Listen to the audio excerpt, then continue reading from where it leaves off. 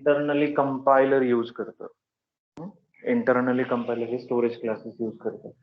मग आपण पण मॅन्युअली करू शकतो का? तर करू शकतो. काही लेवल पर्यंत करू शकतो, काही लेवल पर्यंत नाही करता येत.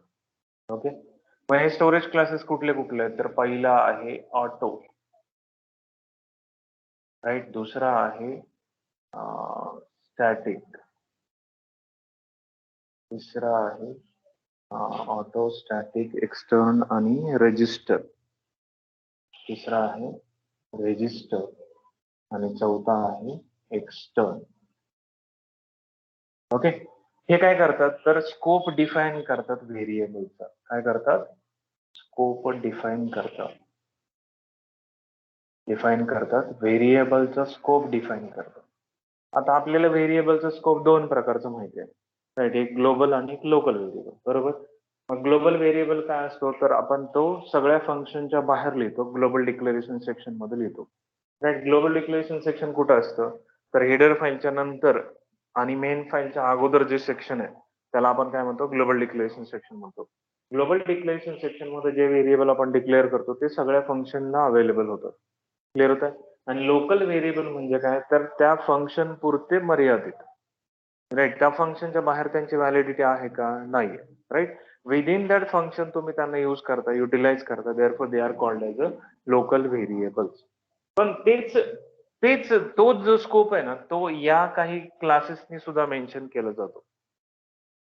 सपोज आता विचार करा, पहिला जो ऑटो स्कोप आहे ना, तर ऑटो स्कोप याचे फक्त काही काही की पॉइंट्स लिहून देतो आणि मग पुढे जाऊ. राईट. स्टोरेज काय आहे? तर आता हा ऑटो स्कोप आहे, तर त्याचं स्टोरेज काय आहे? तर मेमरी. आता हे मेमरी कसं आहे लक्षात घ्या. सपोज मी आहे ना फंक्शन मध्ये एखादा व्हेरिएबल डिक्लेअर केला, राईट. कन्सिडर करा वॉइड मेन आहे, त्याच्या आतमध्ये मी एक व्हेरिएबल डिक्लेअर केला इंटिजर ए, बरोबर आहे. हा, आणि इथं त्याला 10 व्हॅल्यू देऊन टाकली, राईट. किंवा नुसतं व्हेरिएबल जरी डिक्लेअर केला. आता इथे मी व्हेरिएबल जेव्हा डिक्लेअर करतो ना, तेव्हा कंपायलर ऑटोमॅटिकली त्याच्या समोर ऑटो नावाचा स्टोरेज क्लास डिफाईन करून टाकतो. कंपायलर, आपल्याला काही गरज पडली का? मी फक्त काय लिहिलं? इंटिजर ए. पण कंपायलर लिहिताना कसं लिहितो? इंटिजर ए अशा प्रकारे. ऑटो इंटिजर ए. समजतंय? म्हणजे कंपायलर काय करतोय? त्याला एक मेमरी अलोकेट करतोय. स्टोरेज म्हणजे काय? तर मेमरी अलोकेट करतोय. त्याच्यानंतर काय? स्कोप. तर ऑटो या स्टोरेज क्लासचा स्कोप काय? तर within a function. Within a function. दिसतंय? या ए ला मी कुठपर्यंत वापरू शकतो? तर या मेन फंक्शन पर्यंतच वापरू शकतो. क्लिअर होतंय? म्हणजे जेव्हा आपण लोकल व्हेरिएबल डिक्लेअर करतो ना, तेव्हा कंपायलर त्याला काय देतो? ऑटो हा कीवर्ड किंवा स्टोरेज क्लास ऑटोमॅटिकली त्याच्या समोर आणून ठेवतो. आपल्याला काय गरज पडली का त्याला आणायची? राईट. तुम्ही जरी मॅन्युअली इथं ऑटो लिहिलं तरी काही प्रॉब्लेम नाही, कारण जे सगळे लोकल व्हेरिएबल आहेत ते त्यांना हा स्टोरेज क्लास अप्लाय होतो, ऑटो नावाचं. मग स्कोप तर लक्षात आला, मेमरी पण लक्षात आली. मग त्यांची लाईफ टाईम काय? लाईफ टाईम काय? तर लाईफ टाईम त्याचं आहे विदिन, जोपर्यंत कंट्रोल हा या फंक्शन मध्ये आहे तोपर्यंत त्याची life time, right. When control किंवा आपलं execution, control is within function. एकदा का विचार करा, मी इथून कंट्रोल म्हणजेच काय? आपलं एक्झिक्युशन स्टार्ट झालं इथून, इथं सेकंड पॉइंटला आलो आणि याच्यानंतर हे लास्ट पॉइंट आहे, म्हणजे याच्या बाहेर पडल्यानंतर एचं अस्तित्व राहतंय का काही? लक्षात येत आहे? म्हणजे लाईफ टाईम काय? Control is within the function. Within the function मध्ये कंट्रोल जोपर्यंत आहे तोपर्यंतच त्याची लाईफ टाईम आहे. क्लिअर होतं? आणि डिफॉल्ट व्हॅल्यू काय असेल मग त्याची? डिफॉल्ट व्हॅल्यू काय असेल? तर गार्बेज व्हॅल्यू. काय असते? गार्बेज व्हॅल्यू म्हणजे एनी, कुठली पण व्हॅल्यू असू शकते. आपण असं प्रेडिक्ट करू शकत नाही की ती पॉझिटिव्ह असेल, निगेटिव्ह असेल किंवा कुठली पण असेल. क्लिअर होतंय? म्हणजे जेव्हा आपण लोकल व्हेरिएबल डिक्लेअर करतो पण त्याला जर इनिशियलाइज नाही केलं तर तो कुठली व्हॅल्यू घेतो? Garbage value. लक्षात येतं तुमच्या? म्हणजे तो कुठली पण व्हॅल्यू घेतो. जसं आपण काल ते युनियनचं एक्झाम्पल बघत होतो, त्यावेळेस आपण इंटिजरला व्हॅल्यू दिली होती पण ते त्याने डिलीट करून टाकली. मग त्याने काय केलं? कुठलीही गार्बेज व्हॅल्यू घेतली आणि आपल्याला प्रिंट करून दाखवली. समजतंय गार्बेज व्हॅल्यू म्हणजे या 4 पॉइंट लक्षात आले का तुला? की ऑटो हा जो स्टोरेज क्लास आहे तो रिप्रेझेंट काय करतो? तो लोकल व्हेरिएबल रिप्रेझेंट करतो. तो रिप्रेझेंट काय करतोय? तर लोकल व्हेरिएबल रिप्रेझेंट करतोय. कंपायलर जेव्हा फंक्शनमध्ये आपण लोकल व्हेरिएबल डिक्लेअर करतो ना त्याच्या समोर ऑटो लिहितो. म्हणजे ते ऑटोमॅटिकली डिलीट होतील कधी? जोपर्यंत हा कंट्रोल याच्यामध्ये नाही सॉरी ऑटोमॅटिकली डिलीट कधी होतील? जेव्हा कंट्रोल याच्या बाहेर पडेल तेव्हा. क्लिअर होतंय? म्हणजे यांची व्हॅलिडिटी कुठपर्यंत आहे? टिल द फंक्शन पर्यंतच आहे. राइट स्कोप काय? Within a function. Life time काय? कंट्रोल जोपर्यंत त्या विदिन फंक्शन आहे तोपर्यंत आणि त्याची डिफॉल्ट व्हॅल्यू काय? तर गार्बेज व्हॅल्यू. क्लिअर होतं हे तुम्हाला? ऑटो ऑटो लक्षात आलं का? ऑटोचं एक्झाम्पल घ्यायची काही गरज नाही असं वाटतंय मला कारण ही लोकल व्हेरिएबल आहे डायरेक्ट. तरी आपण बघूया ना ते तिकडे. क्लिअर होतंय? ऑटो लक्षात आलं का तुम्हाला?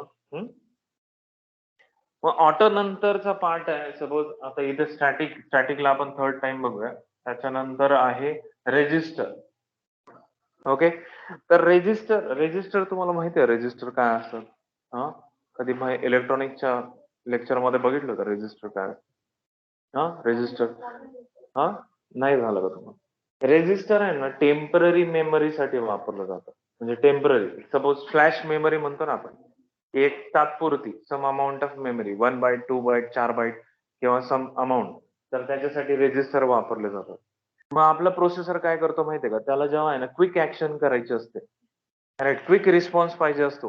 तेव्हा तो काय करतो त्याला रेजिस्टरमध्ये म्हणजे त्या व्हेरिएबलला किंवा त्या मेमरीला रेजिस्टरमध्ये स्टोअर करून ठेवतो. म्हणजे त्याला हार्ड डिस्क पर्यंत जायची गरज नाही पडत. हार्ड डिस्क हे काय लॉंगेस्ट डिस्टन्स आहे आणि हार्ड डिस्क मध्ये त्याला सेक्टर वाईज सर्च करत बसावं लागतं. तर रेजिस्टर मध्ये तसं नसतं. रेजिस्टर मध्ये अगोदरच 2 बाईट किंवा 4 बाईट स्टोअर होतात. तो तिथं जातो आणि लगेच मिळतं त्याला. समजतंय? पण हार्ड डिस्क मध्ये त्याला सेक्टर वाईज शोधावं लागतं आणि नंतर त्याला ती गोष्ट मिळते. क्लिअर होतंय का तुम्हाला? राइट. म्हणजे काय? तर मला क्विक ॲक्सेस पाहिजे असेल, क्विकली मला तो व्हेरिएबल किंवा ती मेमरी किंवा तो व्हॅल्यू पाहिजे असेल, तर आपण काय करतो त्याला रेजिस्टरमध्ये स्टोअर करून ठेवतो. ओके. मग ते कसं केलं जातं? रेजिस्टर पण लक्षात ठेवा विदिन अ ब्लॉकच आहे. हा पण आपल्याला विदिन अ फंक्शनच लिहावा लागतो. ग्लोबली आपण त्याला डिक्लेअर करू शकत नाही. लिहिताना बघा, लिहिताना कसं लिहितो आपण? Register int a is equal to किंवा कॉमा दिला तरी चालेल. लक्षात येतंय?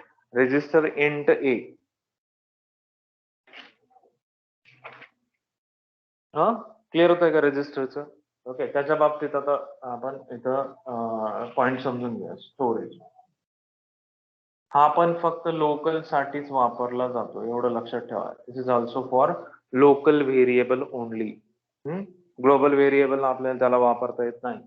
तर याचा स्टोरेज कुठे आहे? तर सीपीयू रजिस्टर. काय? तर सीपीयू रजिस्टर. मग आता आपण जर रजिस्टर दिलं तर तो काही रजिस्टरमध्ये स्टोअर करतो का? ते कंपायलर वरती डिपेंडंट असतं. शेवटी मास्टर माइंड कोण आहे? तर कंपायलर. त्याला जर वाटलं की युजरने रजिस्टर दिले आणि ते आपण रजिस्टरमध्ये स्टोअर करून ठेवू शकतो, तर तो स्टोअर करून ठेवू शकतो. अदरवाईज ते पॉसिबिलिटी नाहीये की आपण 100% सांगू शकतो की मी रजिस्टर लिहिलाय म्हणजे हा व्हेरिएबल किंवा त्याची व्हॅल्यू ही रजिस्टरमध्येच स्टोअर होईल. क्लिअर होतं का तुम्हाला? हां? लक्षात आलं म्हणजे it's depend upon compiler.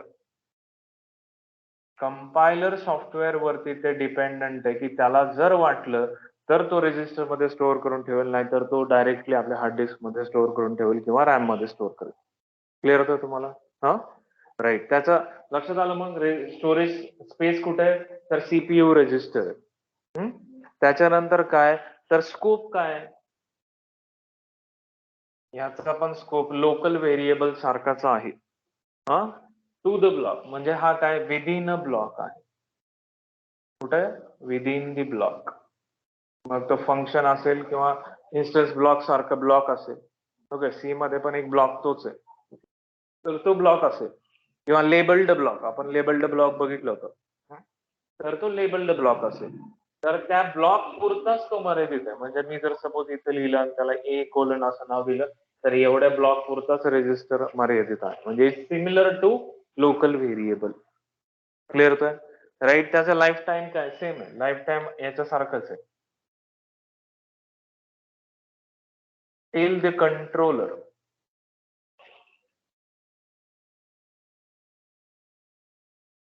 Within the block. जोपर्यंत कंट्रोलर हा या ब्लॉक मध्ये आहे तोपर्यंतच या व्हेरिएबलची व्हॅलिडिटी आहे, त्याच्यानंतर तो ऍक्सेस होत नाही. क्लिअर, लक्षात आलं का तुम्हाला? राईट. आणि त्याची डिफॉल्ट व्हॅल्यू काय मग? काय असेल डिफॉल्ट व्हॅल्यू?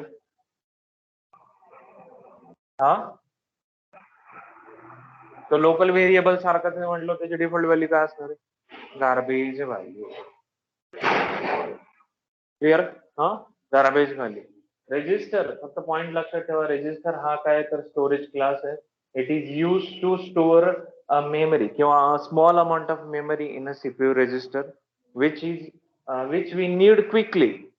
समजतंय? क्विकली आपल्याला जी मेमरी पाहिजे किंवा जी व्हॅल्यू पाहिजे ती आपण काय करतो, रजिस्टर मध्ये स्टोअर करून ठेवतो. राईट. जसं की आपण काउंट लिहितो, काउंट प्रकारच्या व्हॅल्यूज आपण इथं स्टोअर करून ठेवू शकतो.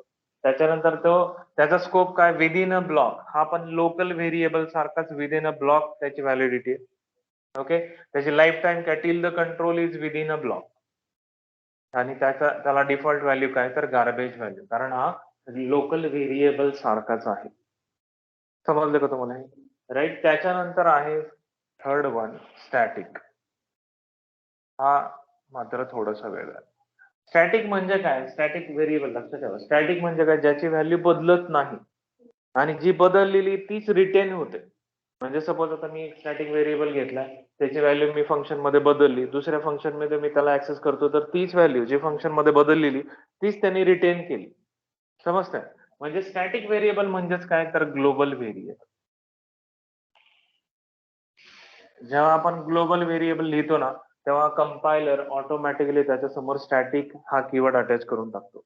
क्लिअर काय? म्हणजे जसं मी इथं लिहिलं, सपोज ग्लोबली इंटीजर ए लिहिला, ए इज इक्वल टू 10 इथं लिहिलं आणि इथं वर्ड मेन लिहिलं. राईट. आणि इथं लिहिलं A is equal to A plus 10 आणि इथं मी लिहिलं प्रिंट एफ पर्सेंटेज डी. इथं ए, आपल्याला इथं ए काय दाखवेल? 20 दाखवून देईल. बरोबर आहे? राईट. तसंच मी इथं काय केलं, इथं मी एक M1 मेथडला कॉल केलं आणि इथं लिहिलं void M1 आणि त्याच्या आतमध्ये मी लिहिलं इथं A is equal to A plus 10 आणि इथं लिहिलं प्रिंट एफ पर्सेंटेज डी आणि इथं लिहिलं ए. तर मला इथं व्हॅल्यू काय दाखवेल तो?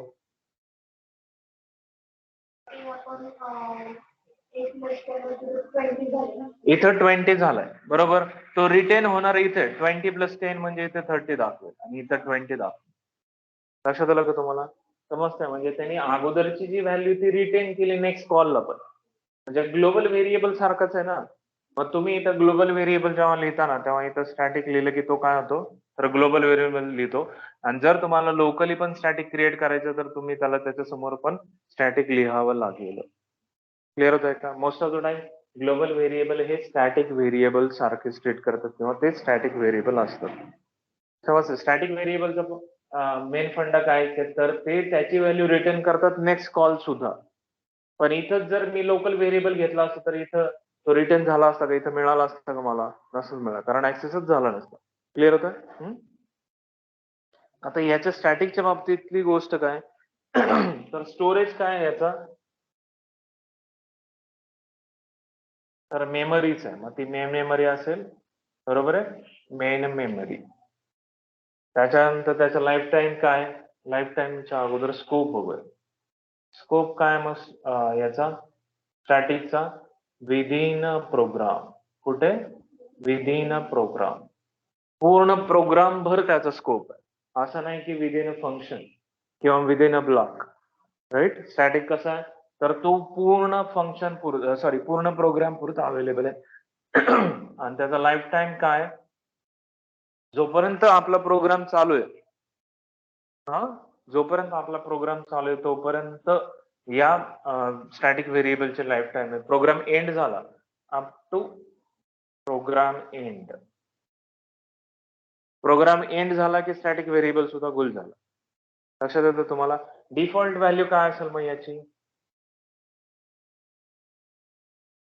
ग्लोबल व्हेरिएबलची डिफॉल्ट व्हॅल्यू नेहमी 0 असते. ती पण डिपेंडेंट असते म्हणा.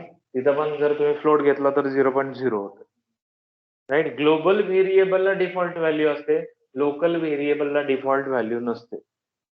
समजतंय? म्हणजे ग्लोबली तुम्ही जर एखादा व्हेरिएबल डिक्लेअर केला आणि त्याला मेनी फंक्शन मध्ये कॉल केलं तर तुम्हाला त्याची व्हॅल्यू चेंज करण्याची किंवा त्याला असाइन करण्याची काही गरज नाही. समजतं? ती डिफॉल्ट कशी असते, 0 असते डिपेंडिंग अपॉन त्याच्या डेटा टाइप नुसार. हे तिन्ही गोष्टी लक्षात आल्या का तुम्हाला मग? हा, आपण रिकर्शनचं एक्झाम्पल घेऊ तेव्हा हे लक्षात येईलच तुम्हाला. आता इथं बघ, ऑटो म्हणजे काय, तर तो लोकल असतो. जेव्हा तुम्ही एखादा लोकल व्हेरिएबल क्रिएट करता तेव्हा ऑटोमॅटिकली त्याला ऑटो हा कीवर्ड किंवा स्टोरेज क्लास अप्लाय होतो. तो कंपायलर त्याला अटॅच करून टाकतो, राईट. त्याचा स्टोरेज काय असतो, तर मेन मेमरीच असतो. शेवटी ही स्टॅटिक आहे. स्टॅक याचा स्टोरेज काय स्टॅक आहे, याचा पण स्टॅकच आहे, असं काही वेगळं नाही. त्याच्यानंतर काय, तर स्कोप काय, विदिन अ फंक्शन. फंक्शन पुरताच त्याचा स्कोप आहे, फंक्शनच्या बाहेर त्याचा स्कोप नाही. राईट. लाईफ टाइम काय, control is within a function. Function मध्ये जोपर्यंत कंट्रोलला एक्झिक्युशन स्टार्ट आहे तोपर्यंतच तुम्हाला लोकल किंवा ऑटो स्टोरेज क्लास अवेलेबल दिसेल, त्याच्यानंतर तो अवेलेबल दिसणार नाही. त्याच्यानंतर त्याची डिफॉल्ट व्हॅल्यू काय, तर गार्बेज व्हॅल्यू. म्हणजे जेव्हा आपण फंक्शन मध्ये एखादा व्हेरिएबल क्रिएट करतो तेव्हा त्याची डिफॉल्ट व्हॅल्यू काय असते, गार्बेज व्हॅल्यू. लक्षात येतं? त्याच्यानंतर रेजिस्टर. रेजिस्टर हा एक असा डेटा स्टोरेज क्लास आहे जो आपल्याला क्विक ऍक्सेस साठी प्रोव्हाइड केला जातो. राईट. रेजिस्टर मध्ये आपण त्या व्हेरिएबलची व्हॅल्यू किंवा त्याची मेमरी आपण रेजिस्टर मध्ये स्टोअर करून ठेवतो. क्लिअर होतं? आणि क्विक ऍक्सेस साठी आपण त्याला वापरतो. त्याचा स्कोप काय, विदिन अ ब्लॉकच आहे. It's similar to the local variable. त्याच्यानंतर लाईफ टाइम काय, till the control is within a block. त्याची डिफॉल्ट व्हॅल्यू काय, गार्बेज व्हॅल्यू. क्लिअर होतं? त्याच्यानंतर काय, तर स्टॅटिक आहे. स्टॅटिक हा जो स्टोरेज क्लास आहे तो रिप्रेझेंट करतो ग्लोबल व्हेरिएबल. जेव्हा आपण ग्लोबल व्हेरिएबल डिक्लेअर करतो त्यावेळेस ऑटोमॅटिकली त्याला स्टॅटिक हा कीवर्ड अटॅच झालेला असतो, राईट. स्टॅटिक कीवर्ड हा काय करतो, त्याची व्हॅल्यू रिटेन करतो मेनी फंक्शन कॉल मध्ये. क्लिअर होतं? त्याच्यानंतर त्याचा स्टोरेज काय, मेन मेमरी. स्कोप काय, within a program. Life time काय, up to end of that program. End पर्यंत, प्रोग्राम एंड होईपर्यंत आपण त्याला युज करू शकतो. आणि त्याची डिफॉल्ट व्हॅल्यू काय, 0. लक्षात आलं का हे सगळं तुम्हाला? राईट. शेवटचा पॉइंट आहे एक्सटर्न. हा जरा थोडासा वेगळा आहे. ओके. एक्सटर्न मध्ये काय होतं माहितीये, जेव्हा आपण सपोज कन्सिडर करा, मी एखादा व्हेरिएबल इथं डिक्लेअर केला, इंटीजर ए, राईट. जेव्हा आपण आहे ना एखादा व्हेरिएबल डिक्लेअर करतो ना, तेव्हा कंपायलर काय करतो, त्याला डायरेक्टली मेमरी अलोकेट करून टाकतो. म्हणजे डिक्लेरेशन आणि डेफिनेशन एकाच ठिकाणी केलेलं त्याचं. लक्षात येतं तुम्हाला? हा, म्हणजे मी जेव्हा व्हेरिएबल डिक्लेअर केला, कंपायलरने काय केलं, त्याला मेमरी अलोकेट करून टाकला. This is called static memory allocation, जे बघितलं आपण. पण एक्सटर्नच्या बाबतीत काय होतं माहितीये का, मी जेव्हा त्याच्या समोर एक्सटर्न हा व्हेरिएबल किंवा मॉडिफायर लिहितो तेव्हा कंपायलर काय करतो, फक्त हा डिक्लेअर करतो. काय करतो, डिक्लेअर करतो, त्याला मेमरी प्रोव्हाइड करत नाही. समजतं एक्सटर्नचं? हा, फक्त तो डिक्लेअर करतो, त्याला मेमरी प्रोव्हाइड करत नाही. मग तो एक्सटर्न कधी वापरला जातो, सपोज तुमच्याकडे दुसरी एक फाईल आहे, सपोज एक हिडर फाईल आहे .h नावाची. त्याच्यामध्ये तुम्ही हा व्हेरिएबल डिक्लेअर केला किंवा डिफाईन केला, असं त्याला कन्सिडरेशन असतं. समजतं तुम्हाला? म्हणजे सपोज कन्सिडर करा, मी जर एखादं एक्झाम्पल लिहिलं असं,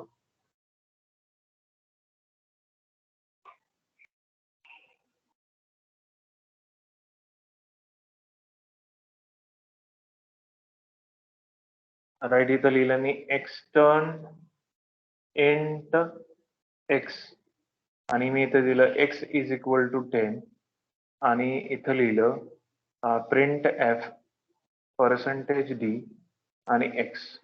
लक्षात येतं तुम्हाला? राईट. इथं काय झालं, कंपायलरने त्याला फक्त डिक्लेअर केलंय, राईट. त्याला मेमरी अलोकेशन केलेलं नाही. मग जर मेमरी अलोकेशन केलंच नसेल तर आपण त्याला इनिशियलाइज करू शकतो का? नाही करू शकत. इथं आपल्याला कंपायलेशन एरर येईल, राईट. म्हणजे काय, तर हा जो एक्स व्हेरिएबल आहे ना, तो कुठल्या तरी दुसऱ्या फाईल मध्ये डिफाईन केलेला आहे, फक्त त्याला आपण तिथून इथं आणलंय. समजतं? म्हणजे याचं डेफिनेशन आपल्याला कुठेतरी दुसऱ्या फाईल मध्ये लिहावं लागेल, तरच त्याला आपण युज करू शकेल. लक्षात येतं? पण सपोज मला त्याला दुसरी फाईल मध्ये युज केलं नाही, मी डायरेक्टली इथे इनिशियलाइज केलं त्याला, तर मात्र चालू शकतं. क्लिअर होतंय? म्हणजे आपण काय केलं, नुसतं डिक्लेअर केलंय का, नाही, आता त्याला डिफाईन पण केलं. डिफाईन लक्षात आलं तुम्हाला? डिफाईन म्हणजे काय, आपण त्याला व्हॅल्यू प्रोव्हाइड करतो. हा, व्हॅल्यू प्रोव्हाइड करतो. दिस इज नथिंग बट डिफाईन. मग तुम्ही जेव्हा याला युज कराल किंवा प्रिंट कराल तेव्हा तुम्हाला बरोबर तो व्हॅल्यू दाखवून देईल. समजलं तुम्हाला? चारही स्कोप लक्षात येतात तुम्हाला? हा, हे 4 स्कोप आहेत. these are called as a storage classes. Okay, auto, static, register आणि एक्सटर्न. एक्सटर्न हा काय नाही नाही नाही, हे लिहायची गरज नसते. हे ऑटोमॅटिकली कंपायलर ऍड करून टाकतो तो. आपण नाही लिहिलं काही फरक पडत नाही. राईट, लिहिलं तर आपण लिहितोय फक्त, लिहायचं काही कंपल्शन नाही. क्लिअर होतं. जसं ग्लोबल व्हेरिएबल आपल्याला स्टॅटिक लिहायचे कंपल्शन, तुम्ही स्टॅटिक लिहिलं नाही लिहिलं तरी तो बाय डिफॉल्ट कसा असतो, स्टॅटिकच असतो. लक्षात येते.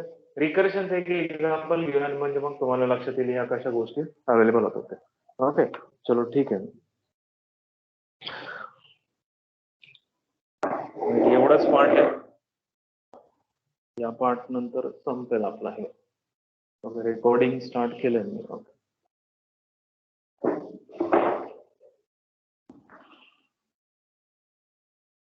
स्क्रीन शेअर करतो.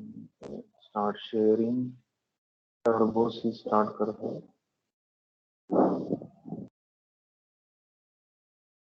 Start turbo C.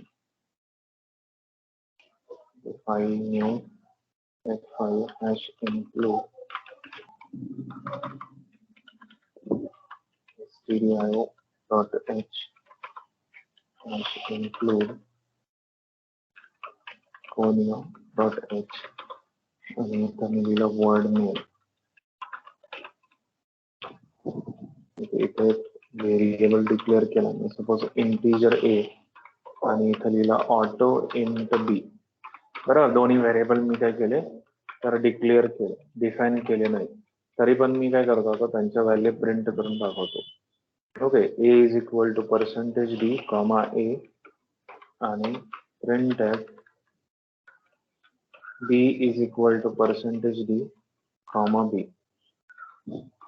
Okay, slash n त्याच्या अगोदर देतो म्हणजे दोन लाईनला दिसेल आणि नंतर .ch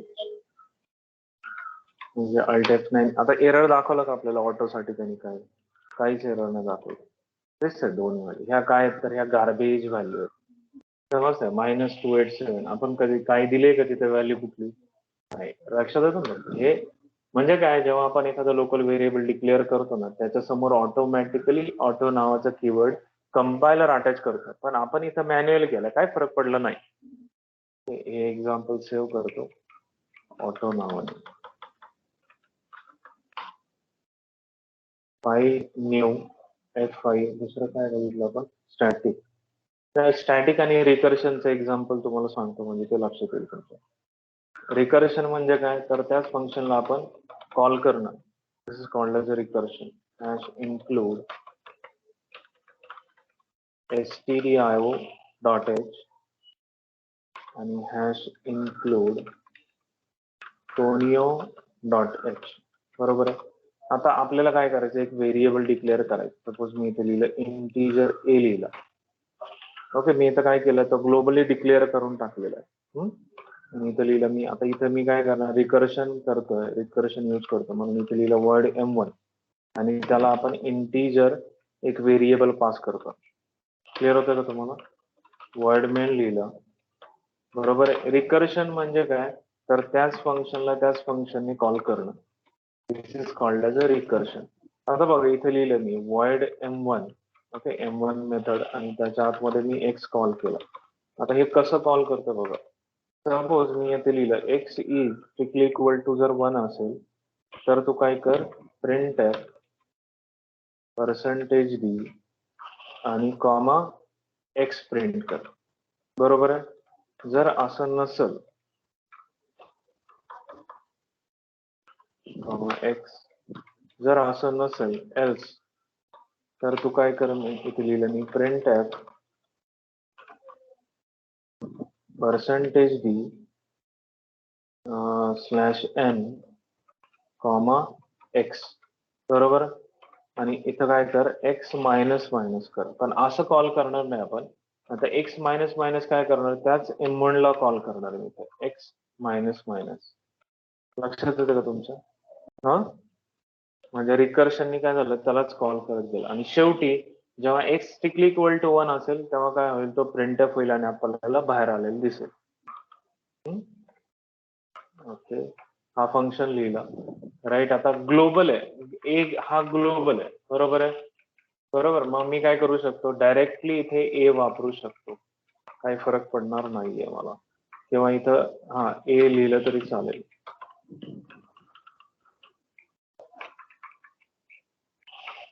ओके, ए त्याच्यानंतर कॉमा दिला ए आणि इथं लिहिला ए मायनस मायनस. क्लिअर होता. राईट. आता मी काय करतो, वर्ड मेन मध्ये कॉल करतो. आम्ही इथं लिहिलं ए इज इक्वल टू 10 लिहिलं. ओके, CLR SCR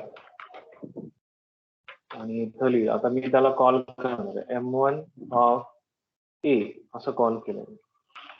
लक्षात येतं तुम्हाला? हा, Alt F9 केलं, सक्सेसफुली कंपाईल केलं. आता गेट CH कुठे तर लिहायचं राहिलं आपल्याला, आउटपुट थांबवण्यासाठी गेट CH मी इथं लिहिलं. Alt F9 control F9. काहीतरी चुकलं वाटतं, I think. Example store save पण नव्हतं केलं.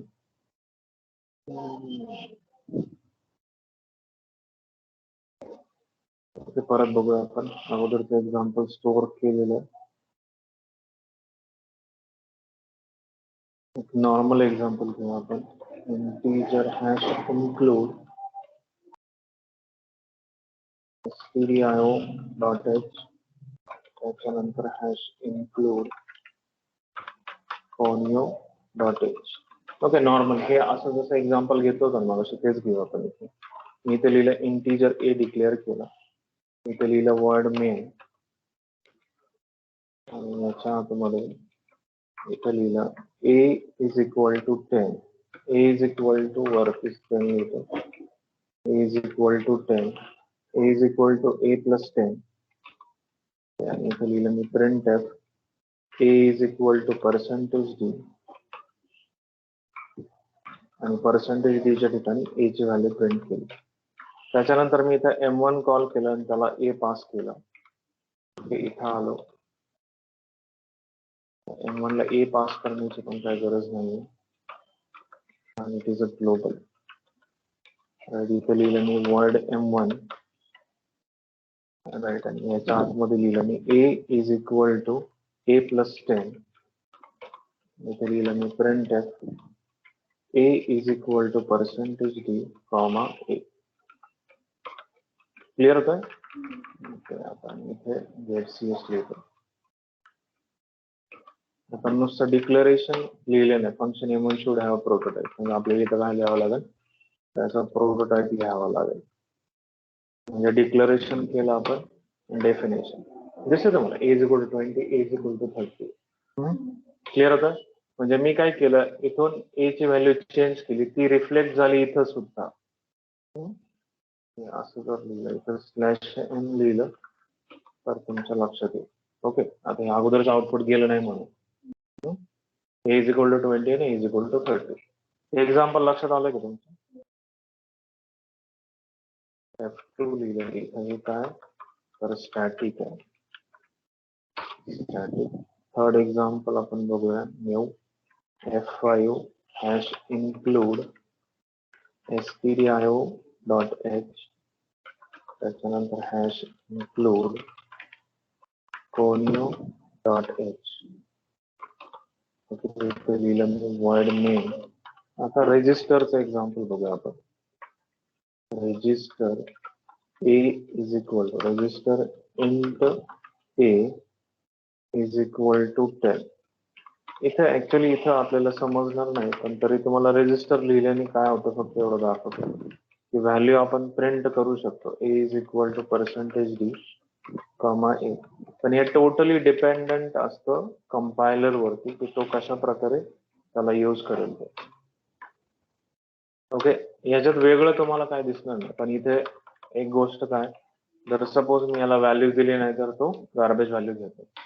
ओके, पण आपण हे रेजिस्टर ऍज अ स्कोप लिहू शकतो एवढं. पण आपण याला जज करू शकत नाही. राईट क्लिक केलं सपोज इथं store variable being declared in CPU register. Okay, register data definition इथं रजिस्टर इंट आय एवढंच दिले आहे मी. यांनी पण एक्झाम्पल दिलेलं नाहीये. डिपेंडंट असतं हे कशावरती, तर पूर्णपणे कंपायलर वरती डिपेंडंट असतं की हा ए किंवा त्याची व्हॅल्यू तो कुठे आणि कशा प्रकारे स्टोअर करून ठेवतोय. समजलंय का तुम्हाला? Register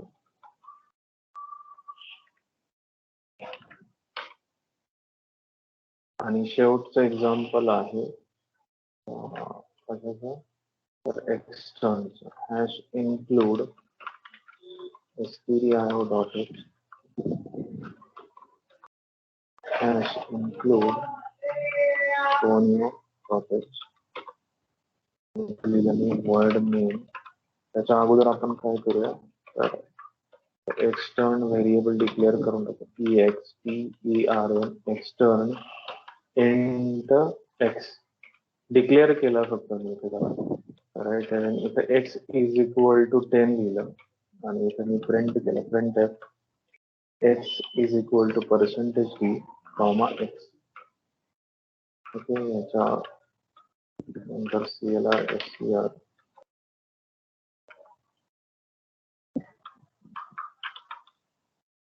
get ch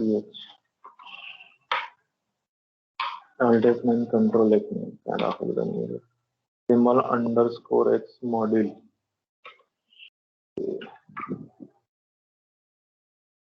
underscore X. दिसत तुम्हाला एक एरर दाखवला, वॉर्निंग. कंपायलेशन एरर नाही दाखवलं पण वॉर्निंग दाखवली त्यांनी. काय अनडिफाईन्ड सिम्बॉल दिसतंय, अनडिफाईन्ड सिम्बॉल एक्स असं दाखवलं. सपोज आता आपण जर आहे ना एक हेडर फाईल क्रिएट केली, तर याला असंच ठेवूया, याला सेव्ह करूया वाटलं तर. याला नाव दिलं मी एक्सटर्न. तर हेडर फाईल मध्ये आपण डिक्लेरेशन कसं करतो, क्रिएट हेडर फाईल.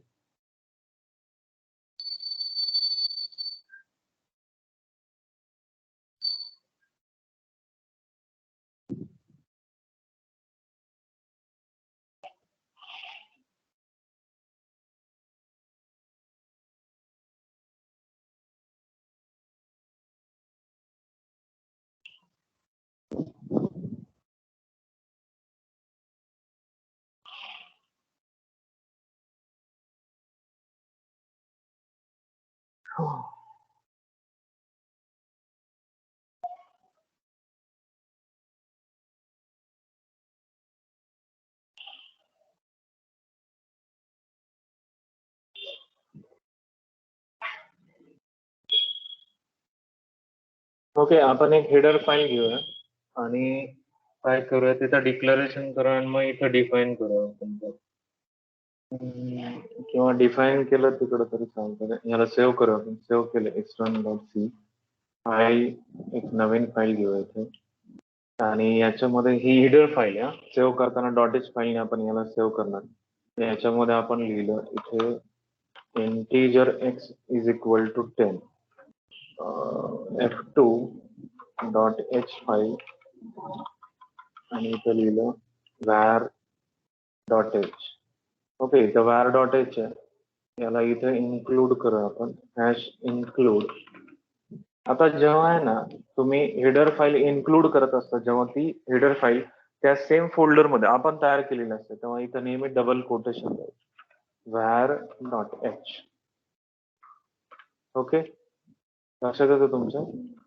राईट. आणि इथं मी काय केलं, इंटिजर एक्स हा डिक्लेअर केलं, Alt F9 केला, कंट्रोल F9 केलं, दिसतं x इज इक्वल टू 10. लक्षात येतं तुमच्या कशा प्रकारे केलं ते? समजलं? म्हणजे एक्सटर्न जो असतो ना, एक्सटर्न तो काय सांगतो, तो डिक्लेअर करतो या व्हेरिएबल. तो म्हणतो की हा जो व्हेरिएबल आहे ना, तो डिफाईन केलाय कुठल्या तरी हेडर फाईल मध्ये. मग कुठल्या हेडर फाईल मध्ये, तर आपल्या केसमध्ये या हेडर फाईल कुठल्या var.h.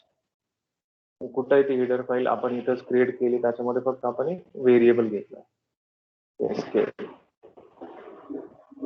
अशा पद्धतीने मी इकडे डिफाईन करून टाकलेलं त्याला. तो काय म्हणतो की रजिस्टर स्टॅटिक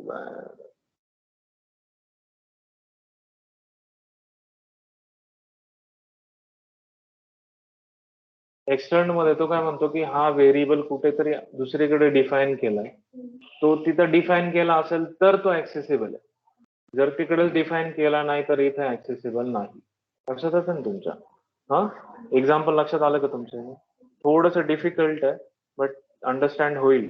म्हणजे 4 ऍक्सेस मॉडिफायर आपण घेतले इथे. 4 ऍक्सेस मॉडिफायर लक्षात आले. मी एक्झाम्पल अपलोड करतो. म्हणजे आपला शेवटचा पार्ट राहिला फक्त फाईल हँडलिंगचा, तो आपण उद्या बघूया आणि मग आपला सिलेबस संपून जाईल सी. ओके श्वेता, तुला कळालंय का? हो सर, समजलंय. ओके चलो ठीक. हॅलो. हा हॅलो, आवाज येतो? हा सर, समजलंय. ओके ओके, रेकॉर्डिंग केलंय तरी मी तुम्हाला रेकॉर्डिंग पण अवेलेबल होती हे.